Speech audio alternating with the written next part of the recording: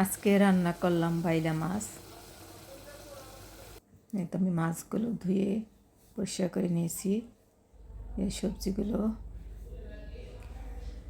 সিলেকে ধুয়ে নিয়েছি, এখন কেটে নেব। মশলাগুলো কষিয়ে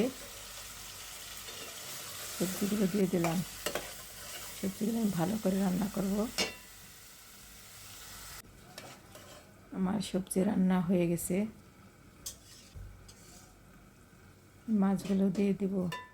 আমি মাছগুলো খুব মুচমুচে করে ভেজে নিয়েছি। মাছগুলো নরম, তাই একদম মুচমুচে করে ভাজছি।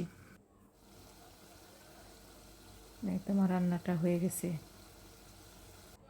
এখন বেড়ে নেব। রান্নাটা কেমন হয়েছে জানাবেন। সবাইকে অসংখ্য ধন্যবাদ আমাকে সাপোর্ট করার জন্য। আসসালামু আলাইকুম।